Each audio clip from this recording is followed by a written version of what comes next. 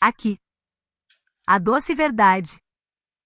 Neste capítulo, o papel da gordura no cérebro foi o cerne do assunto. Mas precisamos ir um passo além e fazer a nós mesmos a seguinte pergunta: o que acontece quando, em vez disso, o cérebro se inunda de açúcar? Iniciei este capítulo abordando os males que os carboidratos causam ao nosso corpo, mas reservei para um capítulo à parte a discussão sobre esse carboidrato particularmente devastador. Infelizmente, é um tema que tem recebido uma atenção incrivelmente reduzida da imprensa. Cada vez mais ouvimos falar da relação entre o açúcar e a diabetes, o açúcar e as doenças cardíacas, o açúcar e o fígado gorduroso, o açúcar e as síndromes metabólicas, o açúcar e o risco de câncer, etc. Mas açúcar e disfunção cerebral? É hora de encarar a questão de perto. 4. Uma união infrutífera. Seu cérebro viciado em açúcar, natural ou não. Do ponto de vista evolutivo, nossos ancestrais só dispunham do açúcar que encontravam nas frutas, durante poucos meses do ano, na época da colheita, ou no mel, que era vigiado pelas abelhas. Mas nos últimos anos, o açúcar foi adicionado a quase todos os alimentos processados, limitando as escolhas dos consumidores. A natureza fez do açúcar algo difícil de encontrar, o homem o tornou fácil. Dr. Robert Lustig et al. 1. Açúcar. Venha ele de um pirulito, de um cereal ou de um pedaço de pão, sabemos que esse carboidrato não é o mais saudável dos ingredientes, principalmente quando é consumido em excesso ou sob formas refinadas ou processadas, como o xarope de milho rico em lutose. Também sabemos que o açúcar é parcialmente culpado pelos nossos problemas com a cintura, o apetite, o controle de açúcar no sangue, o diabetes tipo 2 e a resistência à insulina. Mas e quanto ao açúcar e o cérebro? Em 2011, Gary Taubes, autor do livro Good Calories, Bad Calories, Calorias Boas, Calorias Más 2, escreveu um excelente artigo para o jornal The New York Times, intitulado Is Sugar Toxic? O açúcar é tóxico? 3. No artigo, ele repassa não apenas a história do açúcar em nossas vidas e em nossos produtos alimentares, mas também o conhecimento científico em evolução por trás da compreensão sobre como o açúcar afeta nossos corpos. Ele ressalta em particular, o trabalho de Robert Lustig, um especialista em transtornos hormonais pediátricos e grande especialista em obesidade infantil da Faculdade de Medicina da Universidade da Califórnia, em São Francisco. Ele argumenta que o açúcar é uma toxina, ou um veneno. Mas Lustig não insiste tanto no consumo dessas calorias vazias. O problema que ele vê no açúcar são suas características singulares, especificamente a forma como o corpo humano metaboliza seus diversos tipos. Lustig gosta de usar o termo isocalórico, mas não isometabólico, para descrever a diferença entre a glicose pura, a forma mais simples de açúcar, e o açúcar de mesa, que é uma combinação de glicose e lutose. A lutose, que abordarei mais adiante, é um tipo de açúcar que existe naturalmente, encontrado apenas nas utas e no mel. Quando ingerimos 100 calorias de glicose de uma batata, por exemplo, nosso corpo a metaboliza de forma diferente e sob efeitos diferentes em relação à ingestão de 100 calorias de açúcar que sejam metade glicose e metade frutose. Eis o motivo. Seu fígado cuida do componente lutose do açúcar. A glicose de outros amidos e carboidratos, contudo, é processada por cada célula do corpo. Por isso, consumir os dois tipos de açúcar, lutose e glicose, ao mesmo tempo significa que seu fígado tem que trabalhar mais do que se você consumisse o mesmo número de calorias apenas da glicose. E seu fígado também soerá se for atingido por formas líquidas desses açúcares, o que é quentemente o caso quando se trata de refrigerantes ou sucos de utas. Beber açúcar líquido não é a mesma coisa que comer, por exemplo, uma dose equivalente de açúcar numa maçã. A lutose, a propósito, é o mais doce de todos os carboidratos que existem na natureza, o que provavelmente explica por que gostamos tanto dela. Mas, ao contrário do que se poderia imaginar, tem um índice glicêmico mais baixo de todos os açúcares naturais. A razão é simples, como o fígado metaboliza a maior parte da lutose, ela não tem, em si, efeito imediato sobre o açúcar no sangue ou os níveis de insulina, ao contrário do açúcar ou do xarope de milho rico em lutose, cuja glicose vai parar na circulação geral. Não deixe, porém, esse fato enganá-lo. Embora a lutose não tenha efeito imediato, tem efeitos de mais longo prazo do que você provavelmente sabe, quando é consumida em quantidades suficientes de fontes não naturais. E os conhecimentos científicos estão bem documentados. o consumo de utose está associado a uma redução da tolerância à glicose, resistência à insulina, níveis altos de gordura no sangue e hipertensão. E como ela não desencadeia a produção de insulina e leptina, dois hormônios-chave na regulagem de nosso metabolismo, dietas ricas em utose levam à obesidade e a complicações metabólicas. Felizmente, a maior parte das pessoas pode comer utas sem se preocupar. A quantidade de utose na maior parte das utas in natura é ínfima se comparada aos níveis de frutose nos alimentos processados. Em geral, ouvimos falar do açúcar e de seus efeitos em praticamente todas as partes do corpo, exceto o cérebro. É, uma vez mais, um tema que mereceu incrivelmente pouca atenção da imprensa. As perguntas a serem feitas e que serão respondidas neste capítulo são: item: que reação o consumo excessivo de açúcar provoca no cérebro? Item: o cérebro pode distinguir entre os diferentes tipos de açúcar? Ele metaboliza o açúcar de forma diferente conforme a origem? Se eu fosse você, deixaria de lado os biscoitos ou torradas que está comendo com o café e apertaria o cinto. Depois de ler este capítulo, você nunca mais vai olhar da mesma forma para um pedaço de uta ou um doce açucarado. Açúcar e carboidratos, curso básico. Em primeiro lugar, acho importante definir alguns termos. Qual é, exatamente, a diferença entre o açúcar de mesa, o açúcar de utas, o xarope de milho rico em utose e similares? Boa pergunta. Como eu disse, a utose é um tipo de açúcar encontrado naturalmente nas utas e no mel. É um monossacarídeo, exatamente como a glicose, enquanto o açúcar de mesa, a sacarose, o pó branco que jogamos no café ou numa tigela de massa de bolo é uma combinação de glicose e utose, o que faz dele um disacarídeo, duas moléculas reunidas. O xarope de milho rico em utose, que é o que encontramos em refrigerantes, sucos de muitos alimentos processados, é mais uma combinação de moléculas dominada pela utose, tem 55% de utose, 42% de glicose e 3% de outros carboidratos. O xarope de milho rico em utose foi lançado em 1978 nos Estados Unidos como um substituto barato para o açúcar de mesa em bebidas e produtos alimentares. Certamente você ouviu falar dele na mídia, que atacou esse ingrediente manufaturado artificialmente como a raiz de nossa epidemia de obesidade. Mas a questão é outra. Embora seja verdade que se possa culpar o consumo de xarope de milho pela expansão de nossas cinturas e por diagnósticos de condições relacionadas a ela, como a obesidade e o diabetes, também podemos apontar o dedo para todos os outros açúcares, já que são todos carboidratos, uma categoria de biomoléculas que tem características em comum. Os carboidratos são simplesmente longas cadeias de moléculas de açúcar, diferentes da gordura, cadeias de ácidos graxos, das proteínas, cadeias de aminoácidos, e do DNA. Mas você já sabe que há carboidratos e carboidratos. E nem todo carboidrato é tratado da mesma forma pelo corpo. A característica diferenciadora é o quanto determinado carboidrato elevará o açúcar do sangue e, na prática, a insulina. Refeições ricas em carboidratos, e particularmente aquelas ricas em glicose simples,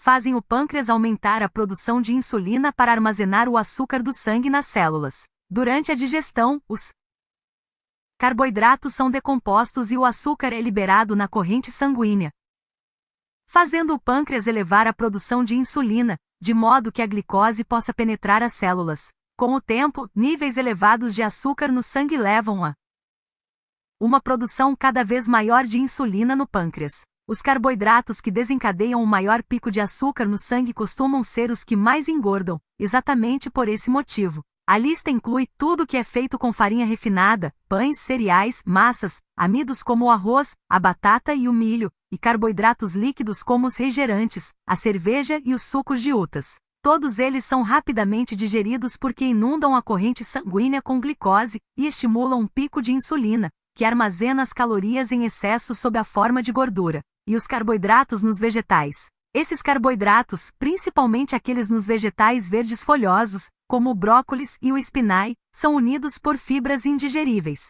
Por isso, digeri-los leva mais tempo. Basicamente, as fibras zeiam o processo, provocando um encaminhamento mais lento da glicose para a corrente sanguínea. Além disso, os vegetais contêm mais água que os amidos em relação a seu peso, e isso enaquece ainda mais a reação do açúcar no sangue. Quando ingerimos utas in natura, que obviamente contém açúcar de uvas, a água e as fibras também vão diluir o efeito sobre o açúcar no sangue. Se você ingere, por exemplo, um pêssego e uma batata assada do mesmo peso, a batata terá um efeito no nível de açúcar no sangue muito maior que o pêssego, aquoso e fibroso. Isso não quer dizer que o pêssego, ou qualquer outra uva, não causará problemas. 4 Nossos ancestrais das cavernas, é bem verdade, comiam uvas, mas não todos os dias do ano. Não evoluímos para lidar com as enormes quantidades de lutose que consumimos hoje, principalmente quando essa lutose vem de fontes manufaturadas. As uvas in natura têm relativamente pouco açúcar, se comparadas, digamos, com uma lata de refrigerante normal,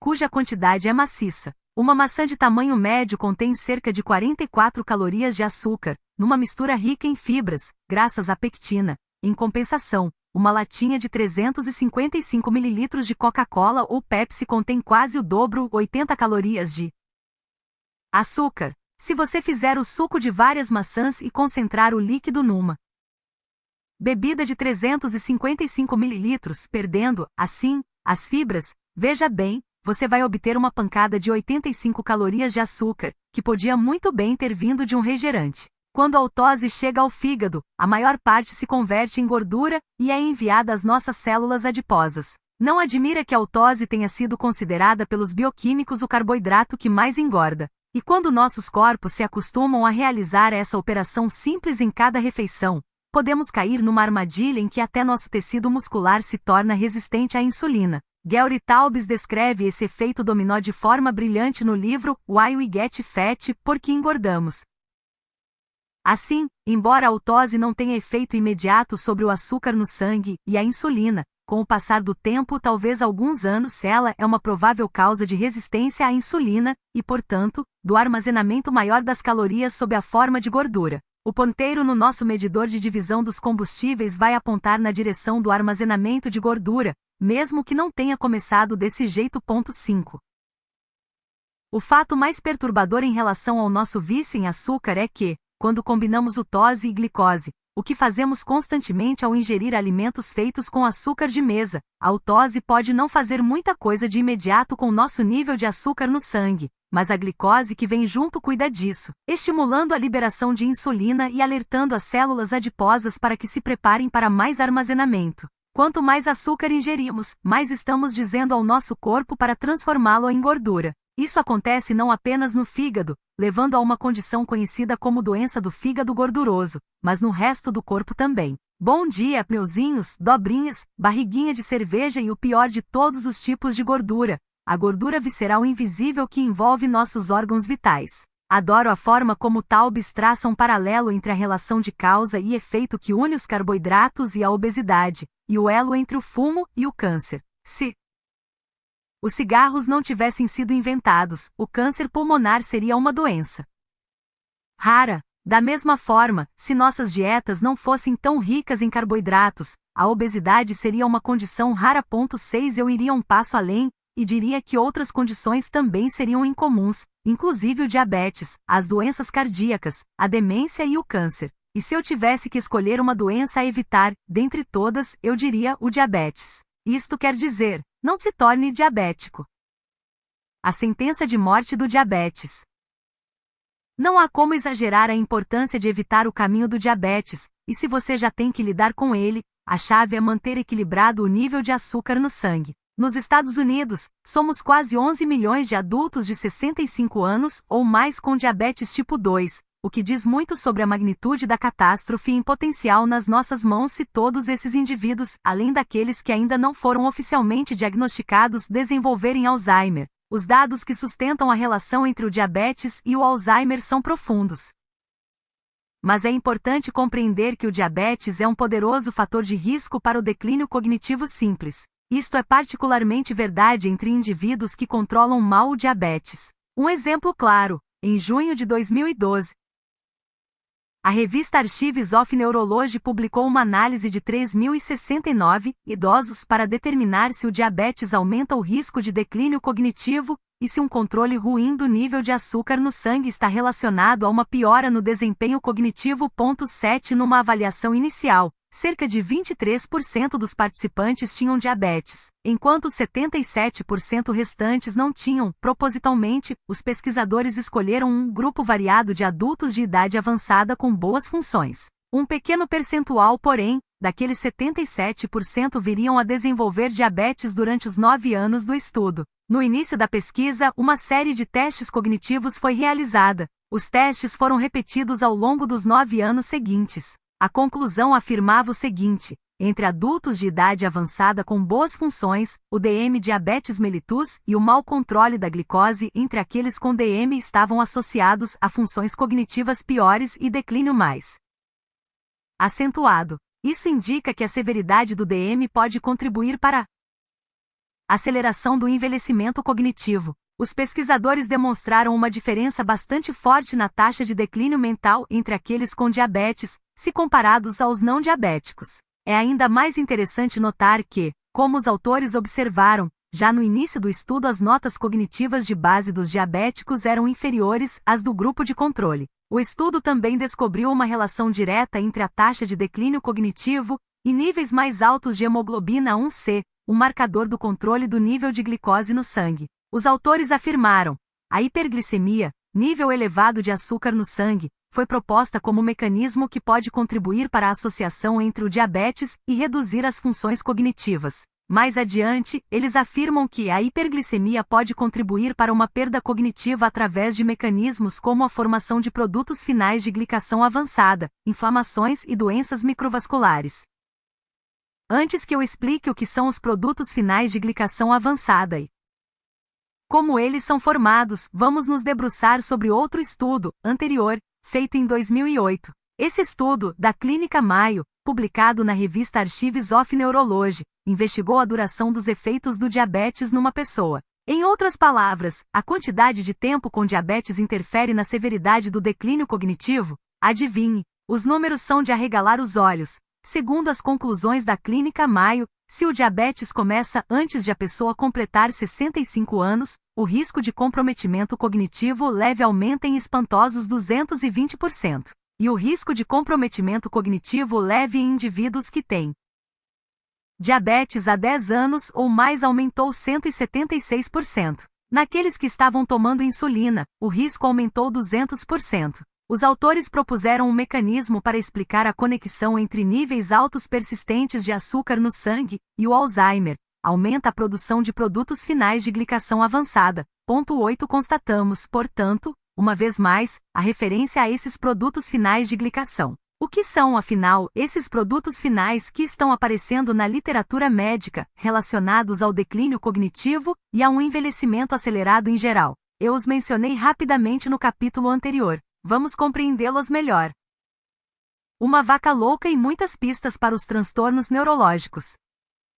Eu me lembro da histeria que varreu o planeta na metade dos anos 1990, quando o receio da doença da vaca louca espalhou-se rapidamente. Os britânicos começaram a reunir evidências da transmissão da doença do gado para os seres humanos. No verão de 1996, Peter Hall, um vegetariano de 20 anos, morreu de uma forma humana da vaca louca, chamada variante da doença de Creutzfeldt de Jacob, contraída por ter ingerido hambúrgueres na infância. Pouco tempo depois, outros casos foram confirmados e vários países começaram a proibir a importação de carne do Reino Unido. Até mesmo o McDonald's parou de servir hambúrgueres temporariamente, em algumas regiões, até que os cientistas pudessem localizar a origem do surto e decidir que medidas adotar para erradicar o problema. O mal da vaca louca, também conhecido como encefalopatia espongiforme bovina, é uma desordem bovina rara que infecta o gado. O apelido vem do comportamento estranho que as vacas doentes adotam quando infectadas. Ambas são formas de doenças prionicas motivadas por proteínas desviantes, que causam danos à medida que se espalham agressivamente de célula em célula. Embora a doença da vaca louca não seja, em geral, classificada junto às doenças neurodegenerativas clássicas, como o Alzheimer, o Parkinson e a Alz, todas essas condições têm uma deformação similar na estrutura de proteínas necessária para funções cerebrais normais. É bem verdade que Alzheimer, Parkinson e Alz não são transmissíveis, porém essas doenças resultam em características similares ao mal da vaca louca. E todas elas têm a ver com proteínas deformadas. Da mesma forma que agora sabemos que diversas doenças degenerativas estão ligadas a processos inflamatórios, hoje sabemos que várias dessas mesmas doenças, inclusive diabetes tipo 2, catarata, aterosclerose, enfisema e demência, estão relacionadas a proteínas deformadas. O que torna as doenças prionicas tão singulares é a capacidade dessas proteínas anormais de roubar a saúde de outras células, transformando células normais em aberrantes, que levam a danos cerebrais e demência. Se isso se parece um pouco com o câncer, é pelo fato de uma célula sequestrar o funcionamento normal de outra célula e criar uma nova tribo de células que não se comportam como células saudáveis. Em pesquisas de laboratório com camundongos, só agora os cientistas estão reunindo evidências que mostram que as principais condições neurodegenerativas seguem padrões paralelos. 9 As proteínas estão entre as estruturas mais importantes do corpo. Elas praticamente dão forma ao corpo inteiro, realizando diversas funções e atuando como uma espécie de controle central do nosso manual de instruções. Nosso material genético, ou DNA, é o código para nossas proteínas, que são produzidas como uma sequência de aminoácidos. Elas precisam chegar a uma forma tridimensional para realizar suas tarefas, tais como regular os processos do corpo e protegê-lo de infecções. As proteínas obtêm sua forma por meio de uma técnica de dobramento especial. No fim, cada proteína adquire uma forma dobrada específica que ajuda a determinar qual será sua função particular. Obviamente, proteínas deformadas não conseguem desempenhar corretamente suas funções. Se elas não funcionam adequadamente, na melhor das hipóteses, elas se tornam inativas, na pior, tóxicas. Geralmente as células têm uma tecnologia interna para exterminar as proteínas deformadas, mas o envelhecimento e outros fatores podem interferir nesse processo. Quando uma proteína tóxica consegue induzir outras células a criar outras proteínas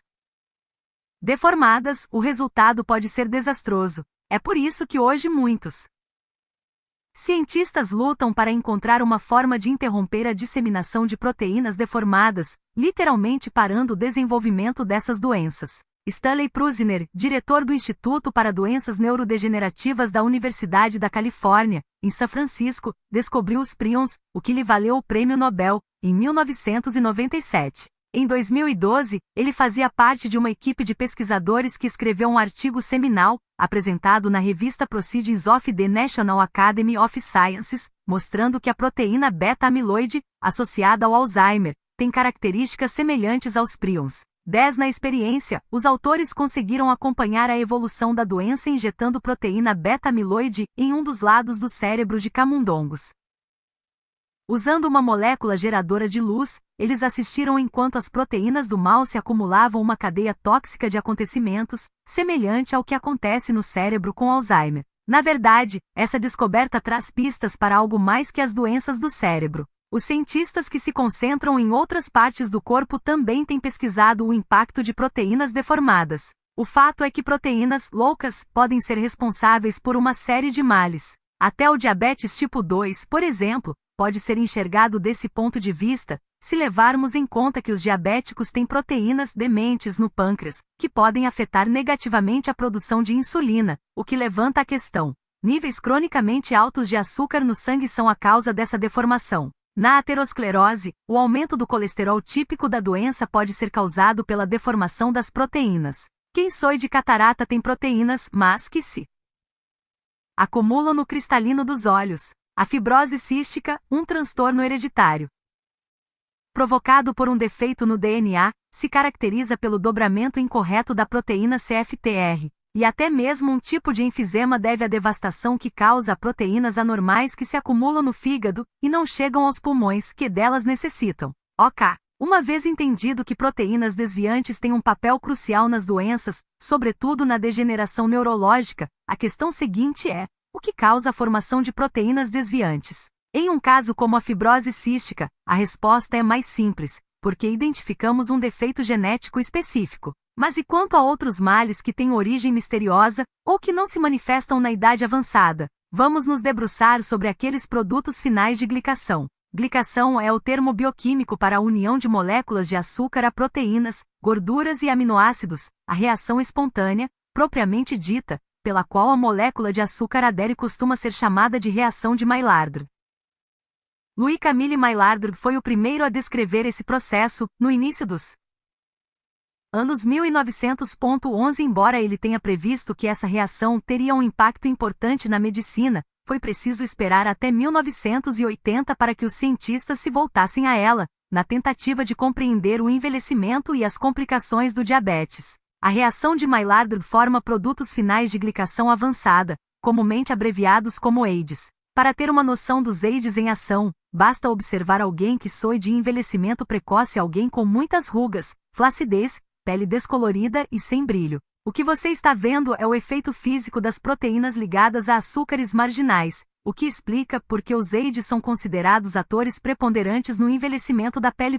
12 Ou dê uma olhada em um fumante inveterado. A pele amarelada é outra marca da glicação. Os fumantes têm menos antioxidantes na pele, e o fumo propriamente dito aumenta a oxidação no corpo e na pele. Por isso, eles não conseguem combater os subprodutos de processos normais, como a glicação. O potencial antioxidante de seus corpos fica seriamente anaquecido e ancamente esmagado pelo volume da oxidação. Para a maioria de nós, os sinais externos da glicação começam a aparecer por volta dos 30 anos, quando acumulamos uma quantidade suficiente de alterações hormonais e estresse ambiental oxidativo, inclusive os danos dos raios de sol.